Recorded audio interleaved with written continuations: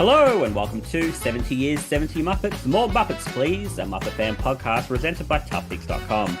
This is a podcast where we celebrate the Muppets' 70th anniversary with a series of spotlights on our favourite Muppet characters, from fan favourites to the most obscure.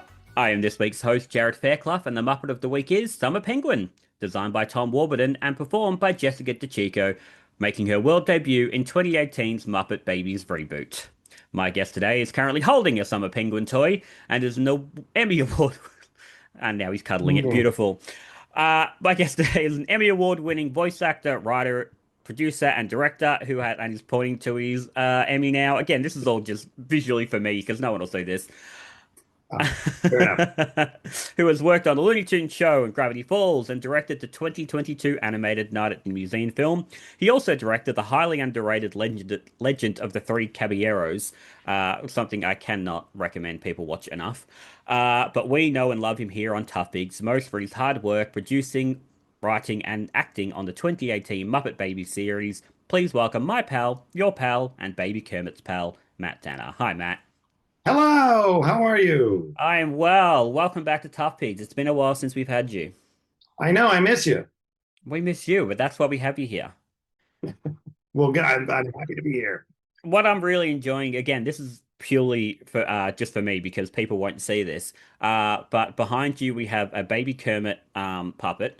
I can also see you've got a Kermit phone up there. There he is. Yeah, And you've got another little Kermit peeking out behind a book. And then you've got yeah, an I Am Kermit book. yeah. I do. Yeah, that was a gift when I got the role from my friend Matt Chapman. I love it. And the end you just pointed to a creepy, is it Charlie McCarthy? It's Charlie McCarthy. Beautiful. And he's just staring One, at me. one would say the grandfather of the Muppets, right? Like, because he was in Muppet Movie. Yes, he was. That's correct. Wow. And he just is staring at me. Before, when you got up and left the room, he just Yeah. creepily looking at me. Did he And wave? yeah, he waved. It was really Yeah. unsettling. Matt, we're here to talk about Summer Penguin. But before we get to that, tell me about your origins with Muppet Babies. Do you mean originally or like the show? Sorry, how you came to Muppet Babies. Yes, like Oh, your I came to version. Muppet Movies. So, I was part of a team called Advanced Media, which was sitting at Disney in the DCPI conglomerate, which is Disney Consumer Products, Publishing, and Interactive. And our job was to look at Disney properties and create entertainment that was outside of television and movies. Um, and that could include games, toys, books, and at the time, streaming. Hmm. So this is pre-Disney Plus. Yeah. And we did AR, VR. We worked with all the departments. We did stuff with Pixar. We did stuff with, obviously the Fab Five. We worked with Oswald. We worked with Parks. But at the end of the day, our job was to basically develop things that were, at the time they were called non-linear, right? Yeah. It was like, okay, it's not a TV show and it's not a movie, but streaming was still new-ish. So that kind of fell under our purview. So the first thing we did was Legend of the Three Caballeros, which we said, let's do like a spiritual successor to not only the movie but sort of the comics as well, and Yep. the DuckTales sort of universe. It wasn't DuckTales. We actually drew less from the Barks comics and more from the Don Rosa comics, and he did a lot of Three Caballeros stuff. So we did that, which would then lead us to be part of a team called Disney Life, which would then be called Disney Plus at the end of the day. So Okay. we were technically the team that helped. I mean, when I say build Disney Plus, like I didn't do any of the programming or anything, but we were Yeah, we yeah. were like their first like team of idea people that were coming up with concepts for them. Yeah. And then while we were doing that, Muppet Studio moved in next door. Hmm. And Chris Moreno always mentions it the best, where it's like we were all the kids with our face pushed up against the glass, like, because we were all like huge Muppet fans. And that's like, they're sitting right there. And they were like, well, we want to develop a ton of stuff.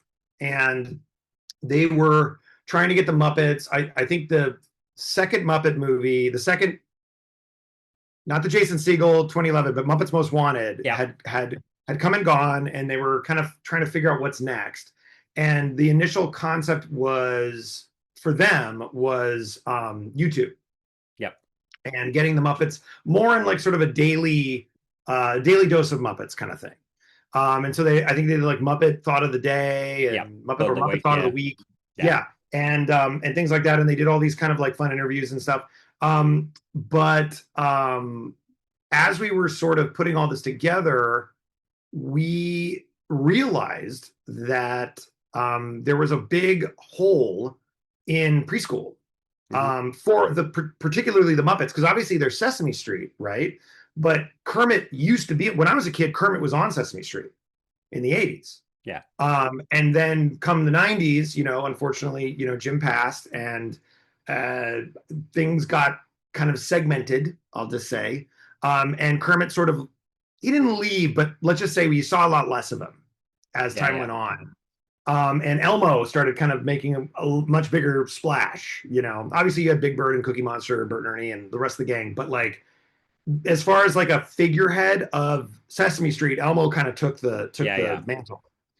And so what we realized is that literally from like 1990 to when we premiered in 2018, which at the time we were developing it probably around 2015, we realized that kids were growing up not knowing who Kermit the Frog was and not knowing who the classic Muppets were. Because like even Muppet Show, I watched Muppet Show on like Nick at Night. You know what I mean? Because I was even too young for it when it first came out, but I saw reruns of it on Nick at Night.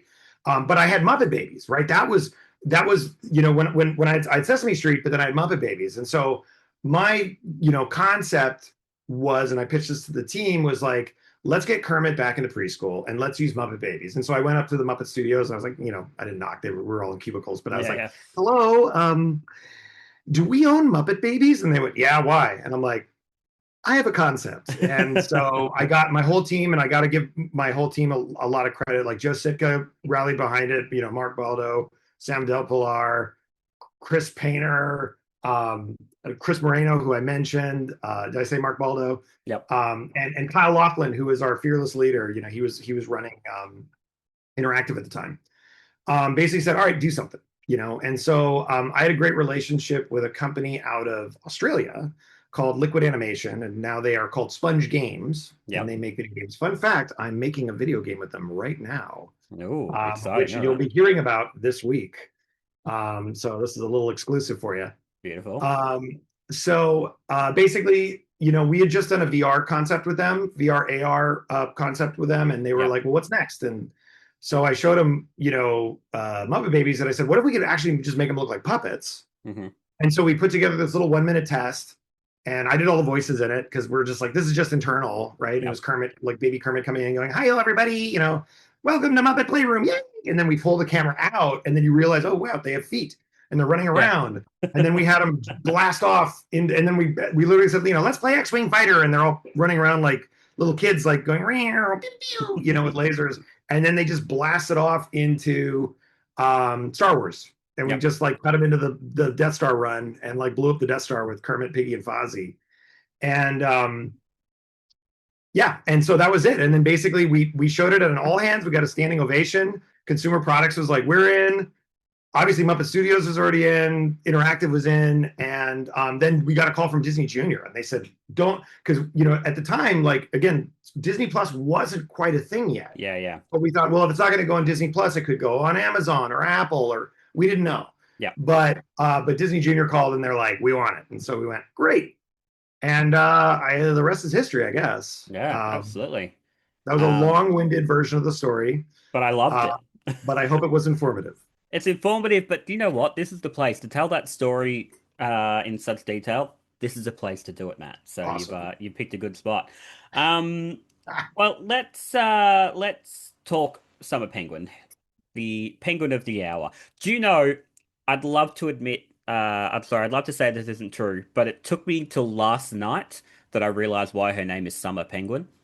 That summer being hot and penguin being cold. The opposite of cold. Yes. Yeah. Yep. I'd like to tell you. I'm 37 years old. I'd like to tell you that it didn't take me until last night, but it did. You got it though. You made it. I could see you just slightly behind your eyes, a little disappointed with me, but we'll push on. Never. Maybe Let's slightly. that's fine. Let's talk about the origins of Summer Yeah. because obviously Summer didn't exist in the Muppet world before this. Didn't exist in the original series. We had Skeeter at that point. Now, before we sort of get to Summer herself, in the initial sort of pitch that went around, I believe there was a sheep named Mhm. Bobby Baba. Bobby Baba. Tell me a little about Bobby and how did Bobby then turn into Summer?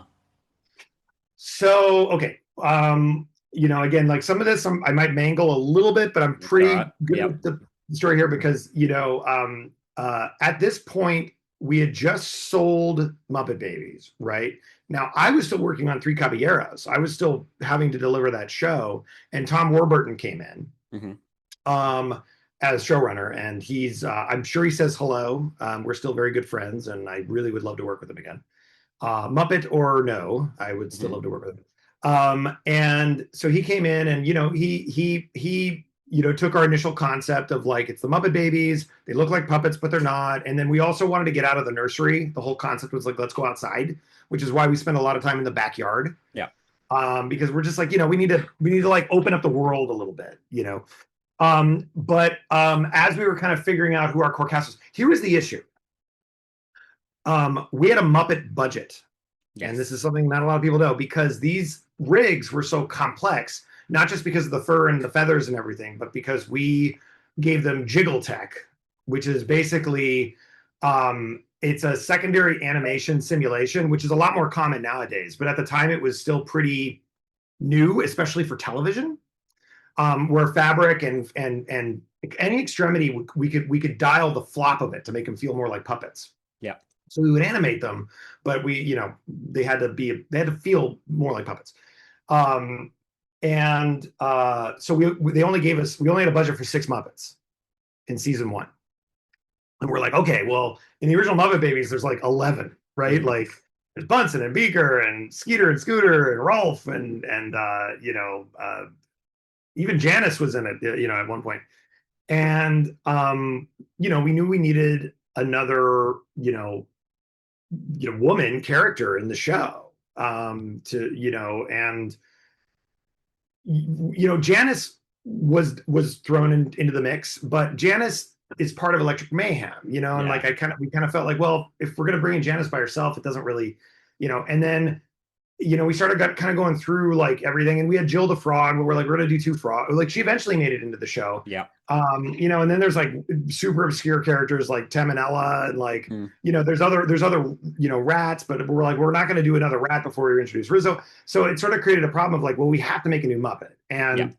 And if there was one thing about every Muppet project that felt appropriate is that every new Muppet adaptation, they usually introduce someone new.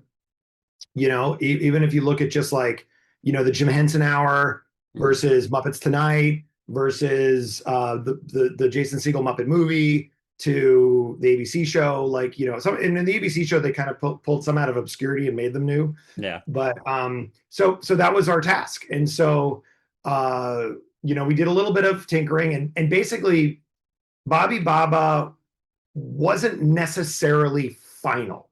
It was Hmm. just we are exploring a new girl Muppet to Yeah. hang out in the playroom with the rest of the kids. And we also baked it into the story because our whole concept here is we're reintroducing the world to the Muppets and the Muppet Babies. And so to the preschool audience, they're all the new kid. So we needed a new kid Hmm. who could basically be someone that the kids at home could learn about the other characters through. And then, as we all know, as we were doing like some early casting, the sides got leaked somehow. Hmm. You Muppet fans, you're We crafty. somehow got on top of it. I I don't know. know. I still to this day have no idea how we got access to that, Me, but we got me access neither. to I it. mean, well, the same thing happened with Three Caballeros too. Like we had that show wasn't supposed to premiere until after DuckTales, Okay. and it got leaked because we were doing some beta testing, I believe in Europe and in the Philippines, and someone in the Duck fans too. They're rabid. They love it. I mean, there's a holiday for Donald Duck in the Netherlands. So anyway, somebody leaked it. It got leaked, and it was suddenly a big topic, and it was actually in a way a little bit of a happy accident because it gave us a lot of data, Hmm. because we had already like kind of sold the show on data, and it was also like, well, what do the fans want? What are they talking about? And what kept coming up was lamb chop. People kept bringing up lamb chop, and I Yeah. was like, we were all like, oh well, yeah, okay, yeah. It's like you can't have another sheep puppet, and Yeah. even though she was like a black sheep with she had purple hair, it just anyway. As the story goes, we were like, we weren't quite settled on her anyway.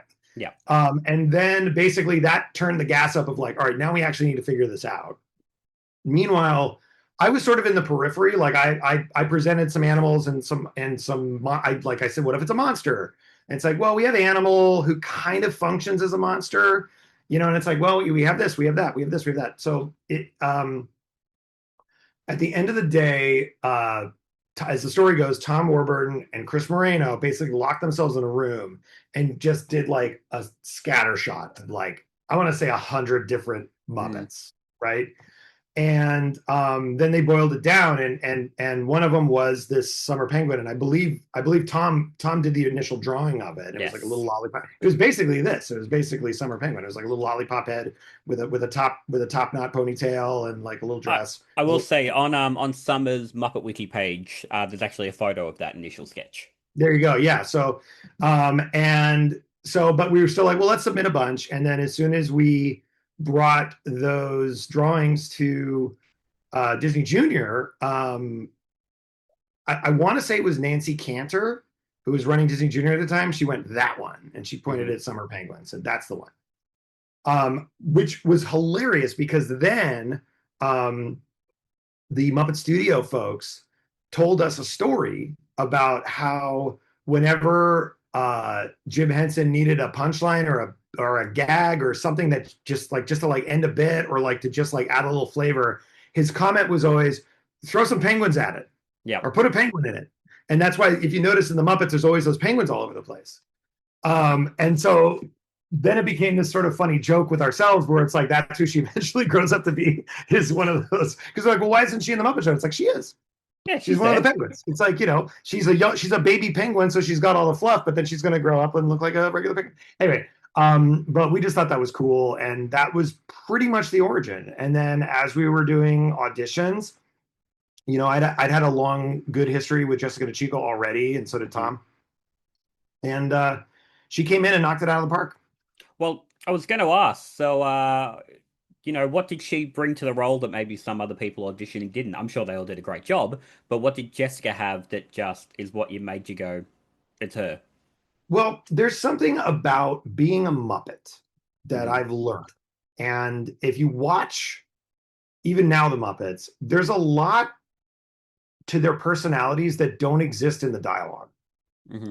And that's funny noises, expressions, little things they do, like yeah, like everybody it's like everybody has these little quirks and noises and things that they do that aren't on the page. And that's something that our entire cast brought, and that was something that we didn't really know that we were looking for. But Jessica was really funny and she's brilliant, and she would just ad lib little things, and sometimes they weren't even a line, they were just like a little funny noise Hmm. or a giggle or like a, ooh, and like and if you watch Muppet Babies, it's full of funny noises. Like that was our whole thing. Like even like I've told the story I think with you when we were coming up with how baby Kermit laughs, because adult Kermit doesn't really Yes. laugh all that much. Like sometimes he goes like Ernie, or he Yeah. just goes ha. But we had to figure out a way for him to giggle, and it took a little bit, but we came up with which was his, and that turned into a bit, and so we all had that, and Summer did as well, and that's really what she brought to the table. I mean, Dee also, like he was just cracking us up with like just weird noises that because Animal doesn't talk as much as everybody else, right? Yeah.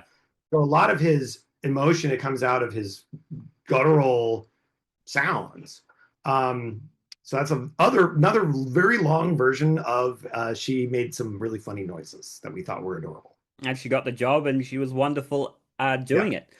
So, in developing Summer, from sort of, pointing to her and saying, all right, that's the character, and then sort of developing her into as you start the series. Is there a specific moment where you go, all right, now I know who that is? Are you looking at other Muppets and going, well, let's bring some of this into Summer?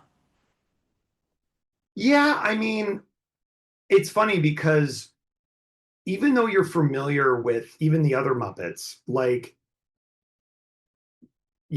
everybody, I mean, again, it's like, and I can't speak personally to the performers that now have the mantle, but everybody brings their own spin a little Mhm. bit. You know what I mean? And I mean, if you even look at just like, from Kermit, going from Jim, all the way to Matt Vogel, like there's a there's a personalness to it that I think people bring to it. So it's not just you're not just doing a funny voice. Like, Frank Oz always says, he's like, it's not just a voice, it's a Yeah. performance. Um, and a lot of times, when I do Baby Kermit's voice, I actually will like almost pretend like I have a puppet in my hand, Hmm. just to kind of like, think of how he would move and then Hmm. be able to make sounds for it. Um, and so with Summer, we knew she was the new kid. We knew we wanted her to be really bright and cheery, but she also, like, we gave her some pretty funny, I'll just say extreme emotions, where suddenly she gets like down in the dumps and she'll just like lie flat on the ground with her Hmm. face down. We gave her these really kind of fun, serious things where she would like talk to herself, and then that's where Summer Penguin PI came from, Yep. where she would like, and she has this sort of like need to, she worries about other people's happiness a lot, in a way that's like, neurotic. Hmm. And so if you notice, she kind of, oh, I hope he's okay. Like there's a lot of that kind of stuff. Yep. And obviously Jessica could speak to it much more than I, because she embodied that character and she is Summer Penguin. Hmm. But I think that's the personalities for all of us kind of came out as we went. If you watch the first season, and again, I don't want to say that it wasn't great, but like there was a little bit of a stiffness to it, to everybody, because we're all like, it's a new job. It's like we're all like, no one wants to screw up and get fired, Yep. and we're all like, and the eyes are on us, and like we had like, I mean, like that first record. I mean, even because I'm not I'm a voice actor, but not like D. Bradley Baker, Eric Bauza, or you know what I Yep. mean, like, um, so, or Ben Diskin, who's done a billion things. Mm. um for me, like, this was a big deal, and it was one of those ones where they were taking a shot on me. But we all felt that, like, we all were like, we can't screw this up, like this is too important. But thankfully, and I got to give Tom Warburton a lot of credit, like he really fought for us to do ensemble records where we all six got together. We're all friends already, like that's the other Yep. thing, like we already knew each other. We'd all worked with each other. We all, like, it was crazy, like we all got the gig based on our auditions, but once we got in the room, it was like family already. Yep. And I feel like once we got comfortable with that, the personalities kind of grew naturally out of the characters, and the funny things that they did started to grow. And so, you know, if you notice, like, Summer Penguins kind of started off with a lot more catchphrases, like, oh, icicles, or like, things that were sort of her thing. But then by the end, like, one of her catchphrases was the way that she would do her little happy dance, Yeah. which was, again, not written. It was just like Summer does her happy dance, and Jessica did this funny little kind of funny noise, and that became the character, Hmm. and that stuck. And then, 75 episodes later, that's who she is That's now. what she does. Yeah. Yeah. Um, does that answer the question? That absolutely answers the question. Um, Okay, good. so then you guys went on to do Muppet Babies Playdate, which was Yep. these, you know, I shouldn't say two-dimensional characters, but I guess three-dimensional characters, but animated, turned into actual puppets. Yep. So you have physically in front of you for the first time a Summer It was Penguin great. puppet, which Yep. is performed by Alice Deneen for that, obviously voiced by Jessica, but performed by Alice Yep. originally. What was it like seeing that character sort of brought to life, actually physically in front of you? I mean, I don't know if you've heard Tom Warburton tell the story, because he was front and center for it. Like I was, because I we had met with Matt and Eric, and just about, like, because they knew they were performing the puppets, but they also wanted to kind of get a vibe on, like just to talk to us about it, about Yep. like how we think about it. Yeah. And to their extreme talent credit, like they were able to like they stuck to their version in terms of like you could hear like when they were performing them, like it felt like them, but they definitely brought um our energy into it, like me Hmm. and Eric Bauza and Dee and everybody. Um, but the first time that Summer Penguin puppet came alive was a big moment. Like Tom like started crying. Mm. Like I mean, I was like, what? Like, cause the way she did it too, like was like, oh hello, like she just sort of like it was weird. Like she puppeted up and then like she just did this little thing with the beak because it was like a little her little fingertips in the beak Yep. and she just like popped and then she like tilted her head and like it was eerie, to be totally honest with you. It was like watching something like actually come alive in real life. And yeah, it was a big moment. Like I remember Tom, like again, he like, I mean, he's an emotional guy, and he'll admit it. But he started like crying. He was Yeah. just like, "This is the most amazing thing I've ever seen." It was insane. It was insane. And kudos, to all the performers for the life they brought to it because they really they did it just. I mean, again, it's like this is their like we're. I always was like, well, look, we're the new kids, like we're the visitors here, like we're the guests coming in and trying not to like scuff up the carpet. Yeah. Yeah. But the amount of love and sophistication they brought to it was just it's that's why the Muppets are magical. Mm. It's just that's what it was, and like to be able to be a part of that, even for that like brief, I think it was a week-long shoot, um, was life-changing for me. Yeah. I can imagine. I really respected the fact that you guys had Matt and Eric, especially, come out Yeah. and perform their characters to your voices because it's not like Matt's Well, coming out and doing his we own Kermit. we did it the other way though, because we Yeah. Yeah. didn't. What we did was is that we worked with them and sort of found the cadence Yep. because it's still Kermit. You know what I Yep. mean? It's not, and it's still Fozzie, but we helped. We basically, you know, rehearsed with them Hmm. and found the cadence, and then we let them just do their thing. Like we didn't pre-record Yep. because also we have real kids and stuff, and it was all improv almost. Like we had Yep. some written, like Tom and I wrote all the scripts, and they were simplistic, but ideally they were meant to be like at a certain point the kids are just if the kid's funny they're going to be funny and how they interact. It's like ABC Cookie Monster, Yep. like that wasn't written. So there was a lot of that. And then we then once we like picked our takes and we found our edits, then we dubbed it over, Hmm. which was harder than I thought it would be. Like I think even though like they don't have like lip sync, Mm. you know, I just for the first time, like it for me anyway. I mean, again, like a lot again as more a green, no pun intended, voice actor to the mix. It was a challenge at first because I would hear Matt Vogel's take and I would mimic it. Hmm. And it wasn't that it was wrong. It's just that it just didn't sound like the same, Yep. right? And so that was really interesting. So what I would do usually is I would listen to his performance and I would find the dips and the because Kermit's got a little bit of the swing, Yep. and things like that, when he talks. And I would basically mark where those were in the script based on the movement Yep. and his performance, and then I would actually just have him mute it, and then I would do the voice to it. Okay. Because it would just it stopped it. You know what I mean? It was like the voice in my head Yes. versus the voice in my ear. Yeah. And I don't know how everyone else did it, but I know like apparently it was a lot easier for everybody else. Well, That's look, what I heard anyway. it's a pretty flawless execution because I had a look at a couple of the videos last night, and you couldn't tell. Like you wouldn't be able to tell that it was a slog for you. So you've done very, very well. Yeah, well, we had fun doing it. Good. So look, going back to summer, are there any favorite summer penguin moments you've got over those 75 episodes?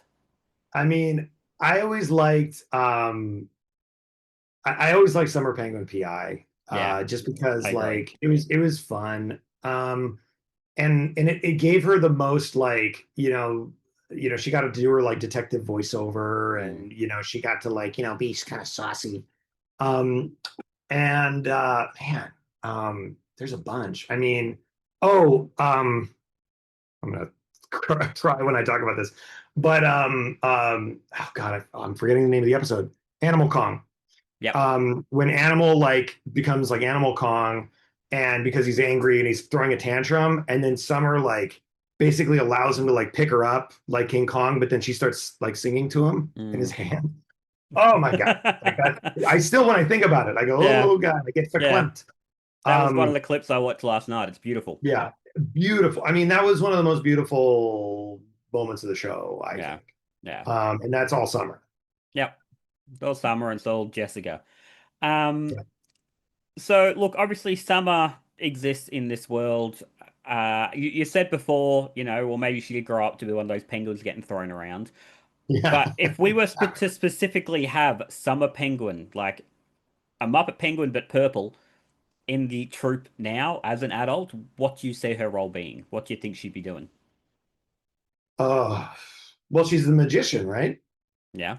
Like, because that's kind of like what she did on, like, I mean, it's tough because, right, they're all like acts, right? Like, Hmm. Kermit's, because we did the Muppet Show.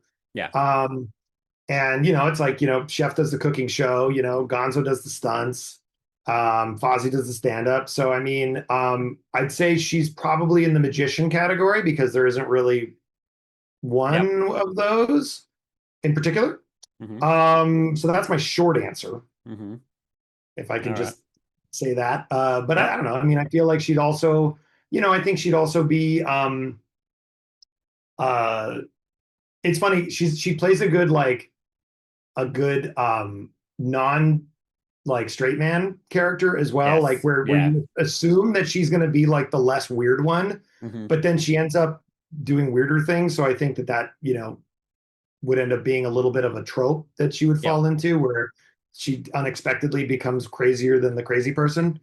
And I Because that's her. think, That's why her and Animal got along so well. well, I think if you paired her with like an adult Piggy as well, like Yeah. Well, we she did would, with what is it? Summer Captain Ice Cube and uh, Captain Fabulous. yeah.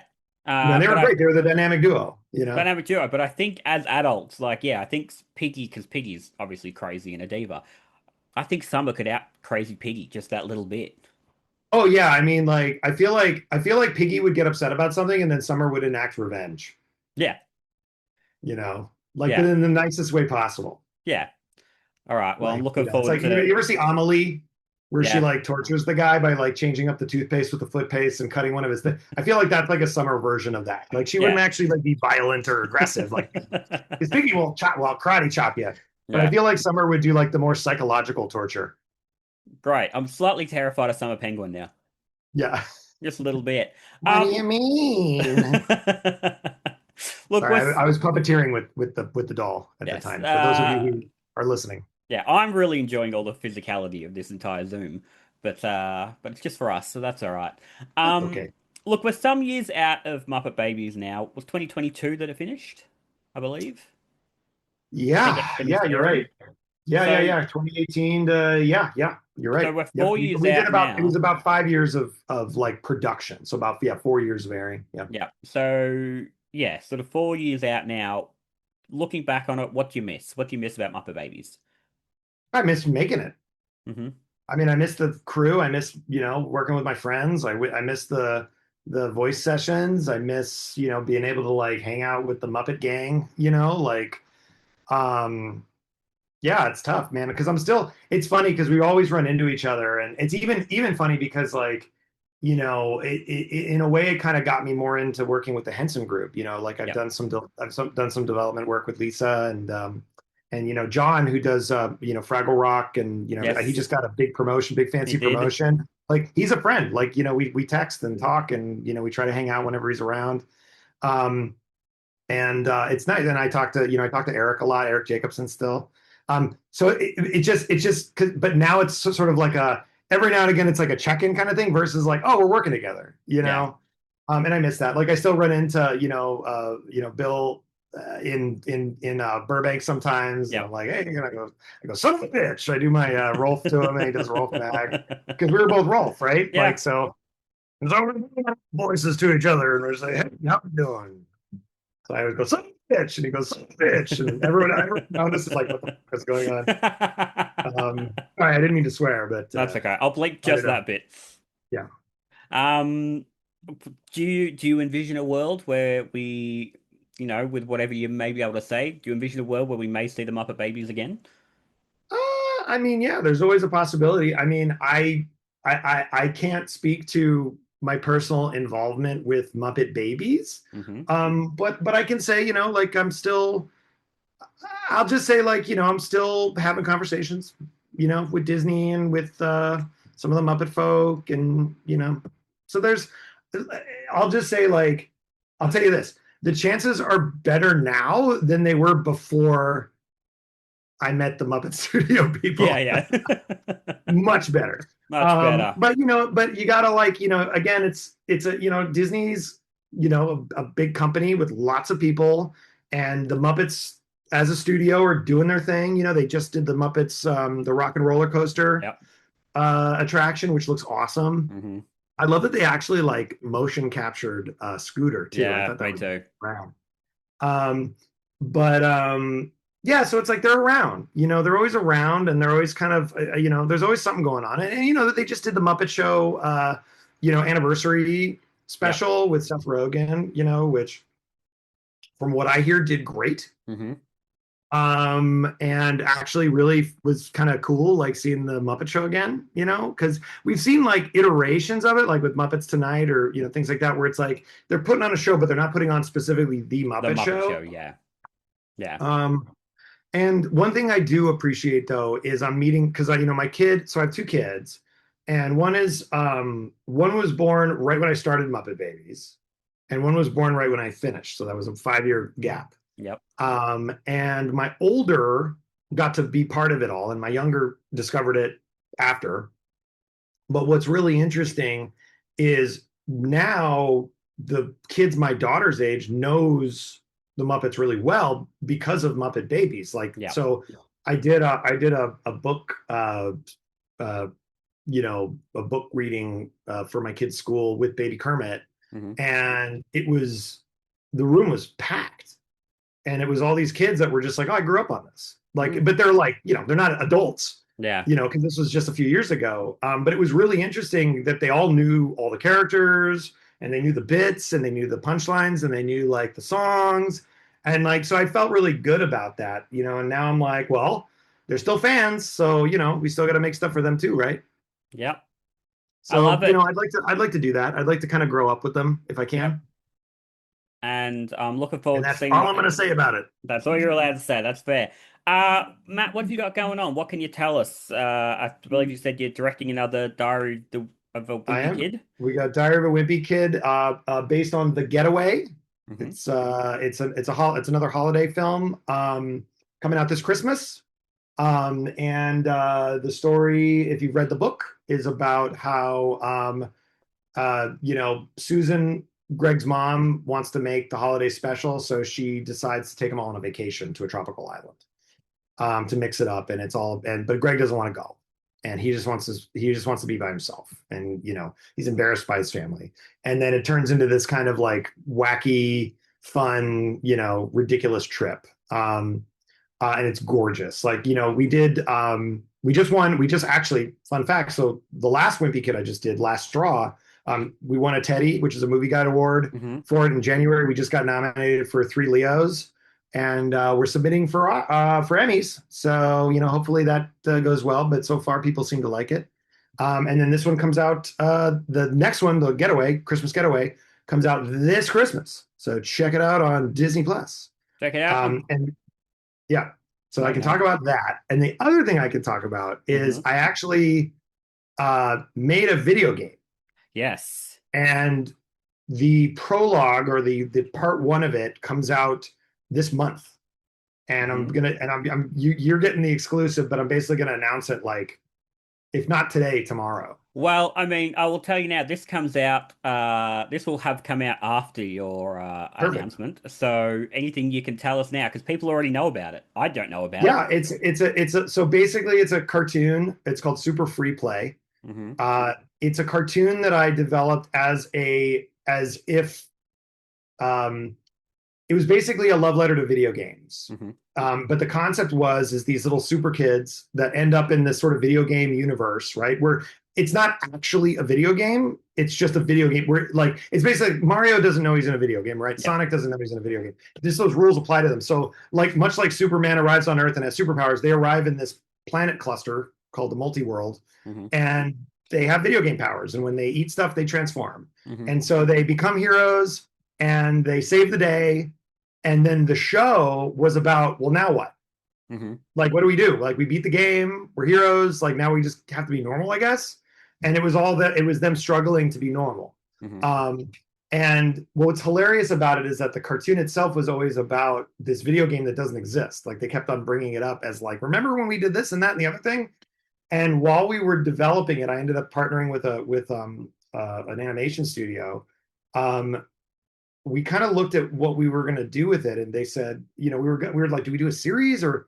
And then we were looking kind of like we wanted to do it on our own, so we said, because we're just doing it ourselves. Like we raise the money ourselves. We're all working on it for free, um, and but we realized that if we were going to do this sort of online thing, why don't we make a game? And Yeah. so I called up my old friends at Sponge Games and said, let's make a game. And so we're actually doing it all together. And so we're doing it's a game with animated cutscenes and animated content that's going to come out after that continues the story of the game. And even the game itself is going to come out in pieces.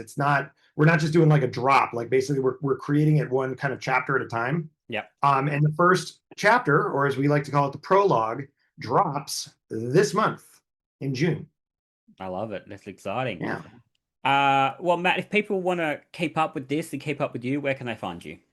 You can find me on basically, I'm on X or Twitter. I still call it Twitter, but everyone calls it X now. I'm on X. That's at Matty Danner. I'm on Blue Sky, which I frequent a lot. But that's at Matt Danner because I was actually. It's like as soon as I establish myself, the name goes away.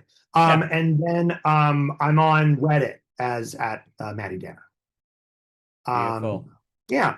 So you can find me on those things. And I can't thank you enough for spending some time with me to talk about Summer Penguin and just to chat. Because as I said when you jumped on, it's been far too long since you and I have talked. I know.